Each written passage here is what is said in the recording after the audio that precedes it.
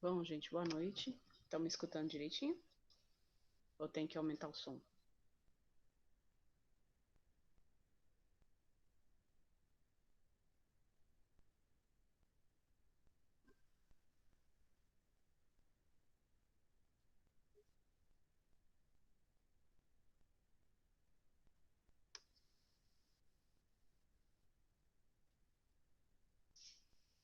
Boa noite. A aula de hoje vai ser sobre. A aula de hoje vai ser sobre suturas, agulhas e instrumentos. É, Vou estar passando um panorama geral, né? Visto que o enfermeiro, uma das atribuições do enfermeiro é justamente ter essa organização, né? De saber o que é que eu vou precisar dentro de um centro cirúrgico, né?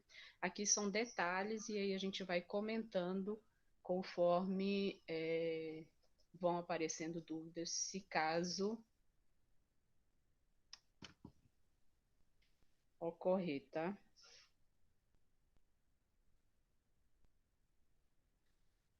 Tô no máximo, tá muito baixo?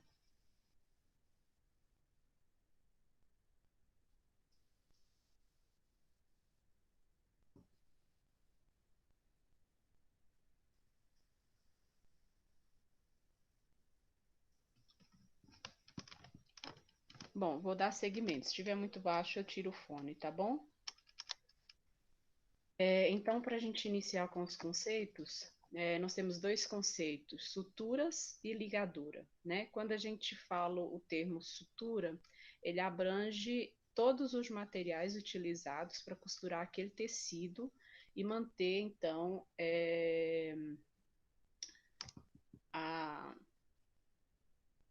a pele, né, os tecidos na posição normal anterior, onde que é possível ocorrer essa cicatrização. A ligadura vai ser um pedaço, né, de material de sutura, né, utilizado para interromper os vasos sanguíneos e evitar sangramento, hemorragia ou isolar algum tecido excisado.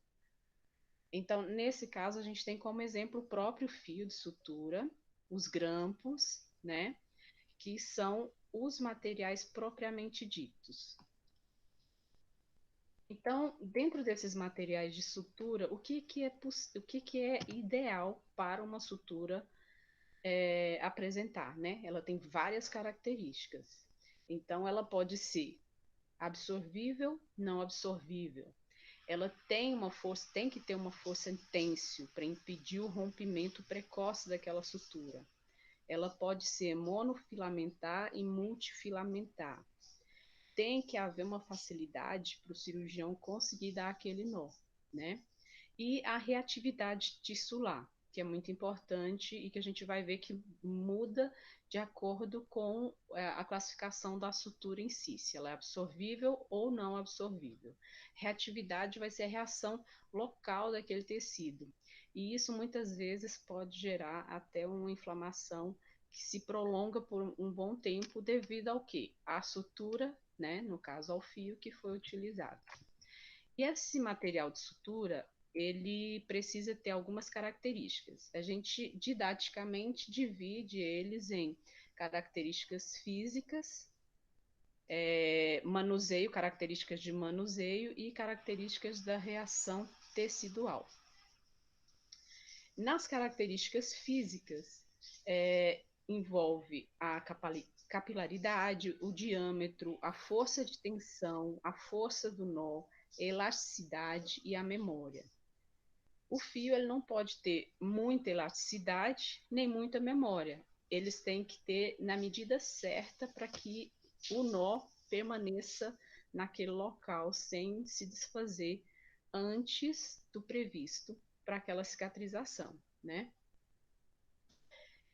O manuseio seria a forma como aquele fio vai ser manuseado, né? Então, a rigidez do fio na hora de fazer a sutura, o coeficiente de fricção, se há muita fricção, ocorre um trauma maior, e esse trauma maior vai implicar numa reação tecidual muito maior, né? A reação tecidual persiste até que a sutura seja totalmente encapsulada e absorvida pelo corpo, aquelas que são absorvíveis, né? E aquelas que não são absorvíveis, elas permanecem encapsuladas. Então, que é a característica das não absorvíveis. As características físicas, né, para a gente falar um pouquinho mais sobre essas suturas, esses fios. Elas podem ser mono ou multifilamentar. E aqui entra uma coisa importante. O fio monofilamentar, por ele ter apenas um feixe, né, ele elimina a questão de ocorrer aquele paciente que já foi, que tem alguma infecção vigente ou que já foi reabordado várias vezes, né, vai se beneficiar mais desse monofilamentar do que de um fio multifilamentar. Porque no multifilamentar, a torcida das cordas que geram esse fio, né, que é o material, ele propicia que haja um acúmulo de micro-organismos. E esse acúmulo de micro-organismos vai perpetuar um processo infeccioso que às vezes estava não tão aparente, né? Então, o fio é importante também nesse caso. E a questão de ser mono e multifilamentar está aí, na questão da ocorrência de uma possível infecção ou perpetuar uma infecção, né? A capilaridade é outra característica importante, que é a capacidade daquele fio de absorver líquidos ao longo, né, dele mesmo. Se ele absorve muito líquido, ele se desintegra mais rapidamente, né, que é a característica do fio absorvível. E a gente também não quer isso, né? Então ele tem que ter um meio termo nessa capilaridade. O diâmetro, né, que a gente sabe que quanto maior o número de zeros, mais fino esse fio é, né? A força têncil, né? Então, que é necessário, a força que é necessária para se colocar, para se romper aquele fio. Então, ele tem que ter uma força têncil.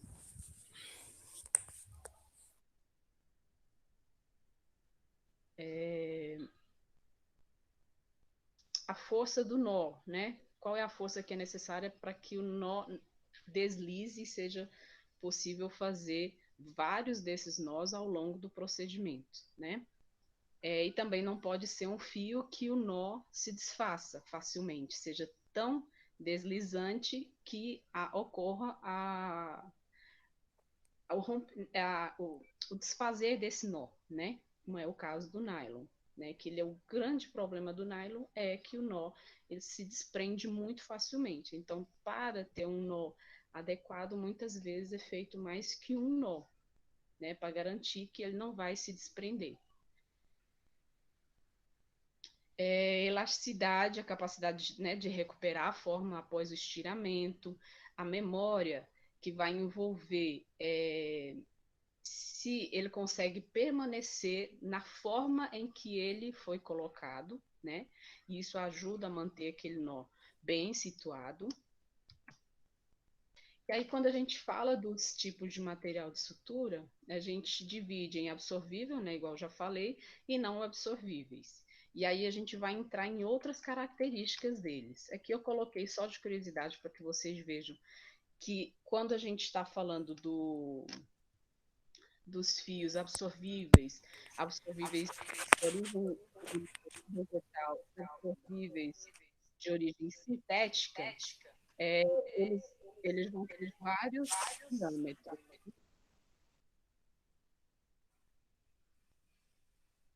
E esses diâmetros ocorrem de acordo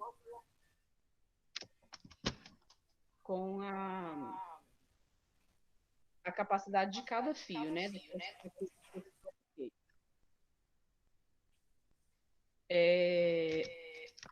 Como não absorvível. Dentro das suturas absorvíveis, nós temos a sutura, a forma como, né? E isso faz com que a sutura, uma vez naquele tecido, ela pode se degradar de ou hidrolisada.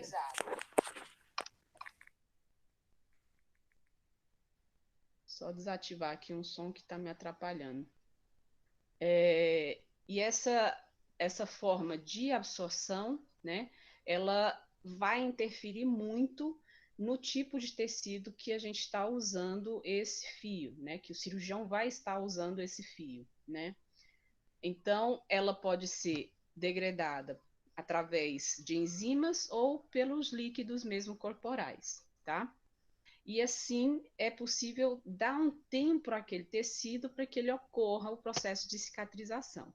Dentro das suturas absorvíveis, o que nós temos de geral é os catigus, né? Ou gut cirúrgico, que ele pode ser simples e cromado, aqueles de origem de colágeno e os polímeros de ácido glicólico. No catigu cirúrgico, né, ele também é obtido do colágeno, né, geralmente da submucosa do intestino delgado de ovelhas ou da submucosa intestinal de bovinos e suínos, né.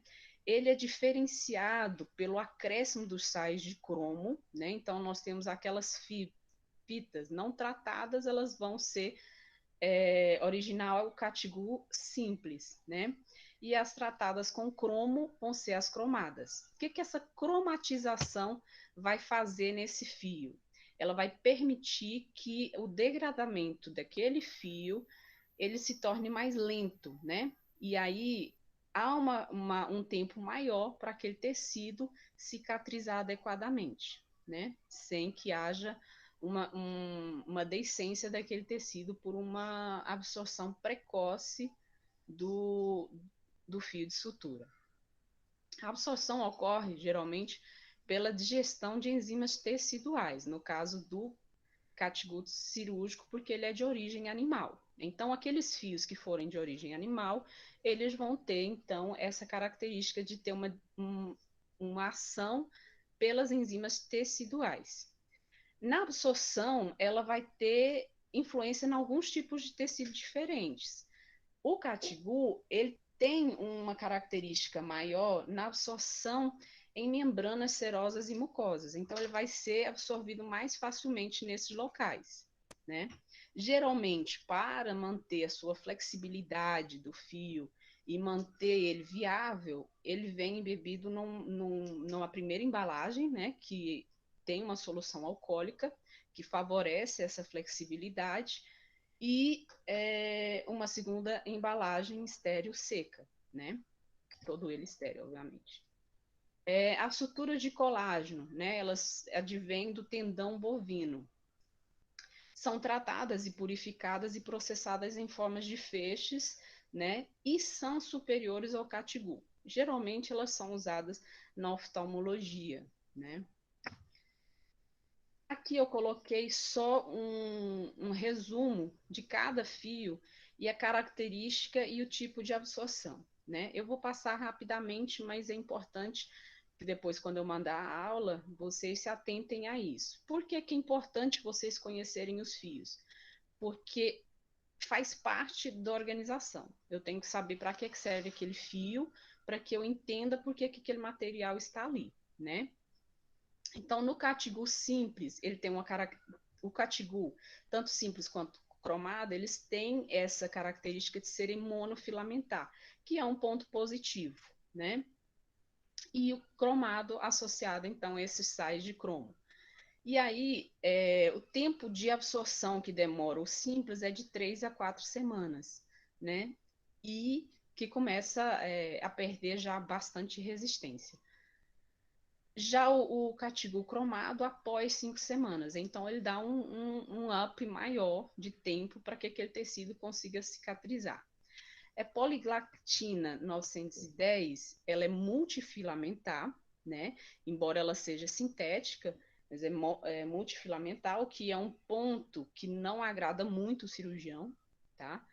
Porque tem uma incidência, não pode ser usado em cirurgias que envolvem a ocorrência de infecção ou de algum abscesso ou de alguma inflamação maior, né? E aí, após 70 dias, que ela tem uma decomposição total desse fio. É claro que isso também esse tempo que a gente coloca que a literatura traz, não é totalmente definida, porque envolve também muito a questão do paciente, tá? Mas não altera muito em relação a isso que eu estou passando para vocês. A polidioxonona, ela é monofilamentar e é um dos mais utilizados hoje em dia, né? Então, a absorção, todos que são sintéticos, eles vão ser absorvidos por hidrólise, né? E aqui ela coloca, mais ou menos, é colocado que até 180 dias ela tem essa absorção. Então, para a gente falar um pouquinho também dessas suturas sintéticas absorvíveis, geralmente o material que envolve essas suturas são a combinação de polímeros de ácido glicólico e ácido lático.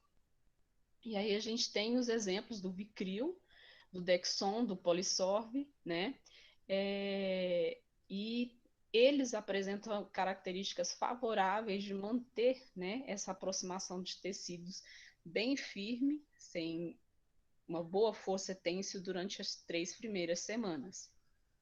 Outros exemplos de fios sintéticos absorvíveis, que são superiores a esses três, é o PDS, o Maxon e o Monocril, que aí eles têm uma capacidade, uma força muito maior de até 3 meses, né? O que, por isso, os torna fios muito utilizáveis. E a sua absorção por hidrólise ela é lenta, né? E além disso, tem uma pouca reação tecidual, e isso faz com que eles sejam um dos mais escolhidos para vários procedimentos cirúrgicos. Então, as suturas não absorvíveis. Nas suturas não absorvíveis, nós temos 3 classes, né? Então, na classe 1, que são a seda e outras fibras sintéticas de monofilamento, que são geralmente torcidas e entressaladas, né? Na classe 2, as fibras de algodão, linho e sintética ou algum fio natural revestido. E a classe 3, o fio metálico monofilamentar ou multifilamentar, que é possível encontrar. E dentro desses exemplos, nós temos a seda, algodão, nylon, fibra de poliéster, polipropileno e o fio de aço inoxidável. O que acontece com esse tipo de sutura no nosso organismo? Geralmente são materiais que são encapsulados ou isolados por esses tecidos. Então, ele vai formando uma cápsula. Tem registro na literatura de que o fio seda, ele, após um ano, existem vários relatos de excisão, né? Que ele sai encapsulado, vai tendo aquela reação inflamatória e ele vai sair. Como são fios que são entressalados, são multifilamentares, né? Então eles vão ter uma potencialização maior de infecção. Não é que a gente vai dizer que todo mundo que usar esse fio vai ter infecção, não. Mas ele vai ter né, um que a mais, uma possibilidade maior, né? Principalmente também, além da forma desse fio, a questão de ser de origem natural, né? Quando a gente fala natural, é que ele é ou animal ou vegetal. E isso faz com que haja uma reação maior também do nosso organismo, esse fio. Então, suturas ou locais, tecidos ou feridas que apresentem uma contaminação grosseira, geralmente não devem ser utilizados esses tipos de fio, tá? Então, o fio da seda, só para a gente entender um pouquinho mais sobre ele, ele é sintetizado pela larva do bicho da seda, é torcido e entressalado, né? Uma característica muito boa dele é que o nó ele é seguro, né?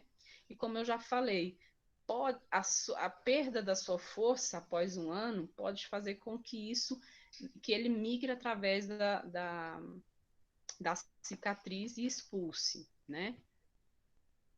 No algodão, nós temos as fibras bem alinhadas e também torcidas, né? E toda vez que esse algodão fica mais úmido, ele ganha mais tensão naquela sutura, né? Fica mais firme ainda. Tem uma mínima reação tecidual comparado com a seda, Porém, a capilaridade, tem alta capilaridade, ou seja, ele absorve muito, né? Mas absorve, mas não se desintegra, mas acumula micro-organismos. Então, por isso, ele não deve ser usado quando ocorrer em casos de infecção. No nylon, né? Ele pode ser mono ou multifilamentar, e aí ele causa muito pouca segurança, né? No nó. É comum a gente ver paciente chegar para remoção de ponto já sem o ponto, porque foi dado só um nó. E ele sai sozinho, ele vai saindo sozinho. Porque ele é muito macio e deslizante. Então, são características que a princípio deveriam ser boas, mas não são quando isso a gente precisa dele na prática. O poliéster, né? É, ele tem uma boa força têncil, uma mínima reação tecidual e uma boa visibilidade, não absorve tanto esses líquidos corporais. É monofilamentar, o que traz grandes vantagens, né? E é superior ao poliéster, que é um novo, tem um novo fio, que é o polibutester, né? Que é Novafil, que ele é um pouco, ele é poliéster, só que ele é superior ao próprio poliéster por materiais diferentes que são acrescidos a ele e superior ao polipropileno. Então, o polipropileno, que é o prolene, o surgilene, o surgipro e o declene, seriam as marcas mais comuns vistas no centro cirúrgico, é muito utilizado em cirurgia cardiovascular, geral e plástica, né? E tem a característica de poder ser utilizado na presença de infecção. Só que por ele ter umas características bem específicas, ele também é um fio mais caro, né? Fio de ácido inoxidável, geralmente ele tem que ser compatível com os implantes, as próteses de aço inoxidável. É assegurado que não tem elementos tóxicos nesse fio, tem uma boa resistência e flexibilidade e pode apresentar características de ser mono ou multifilamentar, né? E por ser muito robusto, ele pode traumatizar o tecido adjacente, né? Então é utilizado em alguns casos bem específicos. Pode já vir agulhado ou não. Aqui é só um resuminho também que eu coloquei ao final, só para que seja mais fácil diferenciar todos eles, né? Eu não vou ficar repetindo. Dentro dos tipos de embalagem dessas suturas, nós temos as características de ser seco e estéreo, né? Quando eu falo seco, mesmo aquele catigu, né, que traz o líquido alcoólico para manter a flexibilidade do fio, ele tem a primeira embalagem com esse líquido, mas a embalagem externa ela é seca, né? Então todos os fios devem ter essa embalagem externa seca e serem possíveis de ser estocados, né, em recipientes à prova de umidade, poeira e outras sujidades que possam ocorrer, para se manter assim estéreo, né? Neles, vocês já observaram que existem cores, né? Alguns têm exceções do tipo de sutura. Essas cores, na verdade, é uma identificação que foi usada pelos fabricantes para identificar rapidamente o tipo de fio. Mas tem algumas exceções, né? Por exemplo, o Etibond, né? Que é um poliéster modificado, revestido, ele é codificado como laranja, sendo que os demais poliésteres têm tons verdes, né? O Dexon, que é um polímero ácido glicólico, tem cor de ouro, enquanto que o Vicril é violeta, né? Então, esses são dois fios de exceção, por exemplo, né, quando a gente segue o código de cor. Nessa seleção de suturas, o que é sempre observado? O procedimento, né? E isso envolve o tecido, as condições do paciente e as preferências do próprio cirurgião, né? E a segurança, porque ele sente mais segurança com algum fio específico. Então, isso é bem comum quando a gente vai fazer uma uma previsão e uma provisão de material para o centro cirúrgico, geralmente o que é que a gente pega? Ah, quero saber quais são os fios que devem ser comprados, né? Tenho que verificar por procedimentos ou então por especialidades, né? Naquela especialidade tem X procedimentos, nesses procedimentos, quais são os fios, né? Que vão ser utilizados nesses procedimentos, para que fique padronizado e assim se consiga ter um controle melhor e não ter gasto de fio. Porque é muito comum, e isso certamente não mudou a época que eu passei pelo centro cirúrgico, de a gente abrir e ver que às vezes abriu mais fio do que o que foi necessário, né? E por mais que às vezes não seja um volume, um valor expressivo, ele vai se acumulando e a perda de fios é muito comum dentro do centro cirúrgico, né?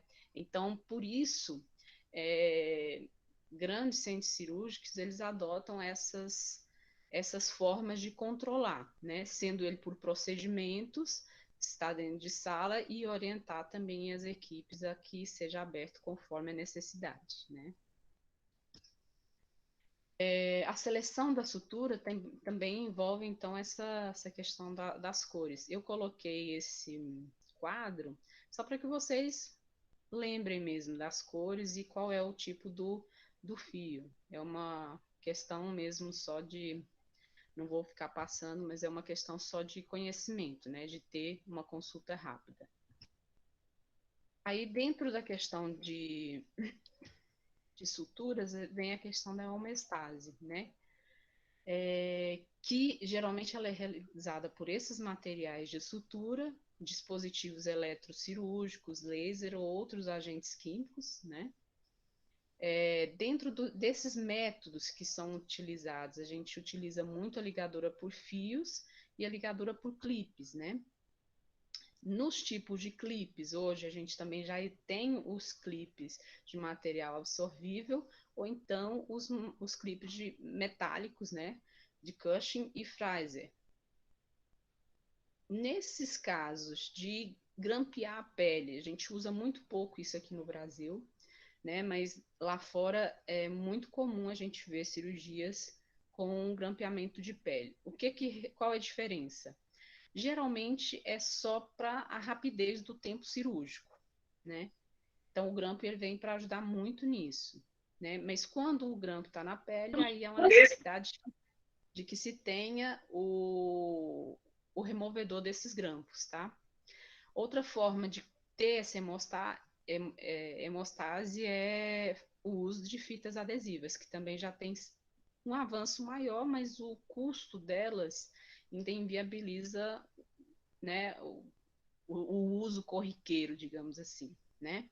Então, a escolha dessa fita, né, por exemplo, para juntar, aproximar bordas, pele, né, ela precisa ter uma capacidade adesiva boa, que consiga coaptar essas bordas, né, ter uma boa força têncil e ser porosa. Então, além disso, ser estéril, né? É diferente das fitas dos micropores, esparadrapos, né? São fitas específicas para fazer essa aproximação de bordas pós cirurgia. Outra coisa importante quando a gente fala dos fios são as agulhas cirúrgicas, né? Que aí elas vão variar, né, em forma de tamanho, ponta, diâmetro, né? Geralmente podem ser de ácido inoxidável ou ácido de carbono. Como didaticamente elas são divididas em olho, corpo e ponta, né? E aqui a gente vê se ela é 1/4, 2/4, 3/8, 5/8, né? E a forma correta dela ser aplicada na pele, tá? Uma coisa importante é também o fato dela ser cilíndrica e cortante, né? Então, aquela triangular, ela tem um ponto de corte muito maior sobre a pele. Então, para locais mais difíceis e mais enrijecidos, o ideal é que ela seja triangular, ou cortante, como é chamado também. O tipo do fundo, né? Se ela é agulhada, né? então ela já vem junto com o fio agulhado, então ele é fixo. Se ela não é agulhada, então, né, a gente fala que ele é falso, fundo falso. E aí, uma passada rapidinha pelos instrumentais. Que tem também, eu não coloquei a parte histórica dos fios, que também tem o mesmo tanto de informação sobre os instrumentais, mas a gente pode datar desde 2.500 anos antes de Cristo, já existem, né, registros falando dos fios e dos próprios instrumentais, o uso de pedras, né, e dentes de animais para fazer procedimentos cirúrgicos naquela época. Depois foi evoluindo, já no final de 1700, os cirurgiões tinham seus próprios artesãos para poder fabricar seus instrumentos de corte, né, de hemostasia. Já em 1800, com a questão das guerras, né, guerra civil, né, e aí a guerra, por mais difícil que ela seja, ela teve um boom na questão cirúrgica, porque ali vários procedimentos foram repetidamente feitos e isso fez com que houvesse um aprimoramento. E as amputações, elas foram muito comuns nessa época, né? E então, o que tinha de instrumentos para essa época e para a realização dessas amputações? Foi a inclusão das facas, dos canivetes e serras de carpinteiro para fazer e auxiliar nas amputações, né? Entre 1800 e 1900, nós tivemos então a divisão da cirurgia geral em especialidades, o que deu um boom também nos instrumentais. Os instrumentais foram se aprimorando, ficando mais definidos para cada área, né? E depois também o desenvolvimento do ácido inoxidável, né? Então a Alemanha trouxe esses instrumentais em ácido inoxidável, o que já favoreceu muito a questão de controle de infecção. Quando a gente fala dos instrumentais, a gente define eles, então, didaticamente em instrumentais de dissecção, pinçamento, afastadores e instrumentos acessórios, ou também chamados de auxiliares. De dissecção, vão ser todos aqueles que podem ser agudos ou rombudos, né? Eles podem ter ponta ou não ter, e geralmente são usados para cortar e separar os tecidos. Como exemplo, nós temos as tesouras e os bisturis, né? Exemplos mais corriqueiros, a tesoura de maio e a Matzimbal, e outros instrumentos agudos que podem ser usados também no procedimento, que são as brocas, as serras, os osteóstomos, adenóstomos e os dermátomos, né? Então, são instrumentos que fazem parte desse momento de secção. E aí a gente passa para o pinçamento, né? Que geralmente são instrumentais que são desenhados para segurar os diversos tecidos que a gente tem no nosso organismo, né? E aí nós temos os exemplos das pinças, pode ser hemostática, Kelly curva, que é reta, Cocker, Alice, Bangkok, são várias pinças, né? Tem uma infinidade de pinças que fazem parte, né, desse momento de pinçamento, né? E a gente divide assim em hemostática, né? Que é para causar hemostasia mesmo na extremidade do vaso, quando não tem uma lesão muito grande tecidual, né? E os oclusivos, né? Que é quando tem mesmo que ter uma prensa e fechar mesmo aquele local, tá? Nisso entram também um pouquinho já alguns afastadores, né? Mas o afastador vem separado, geralmente, né?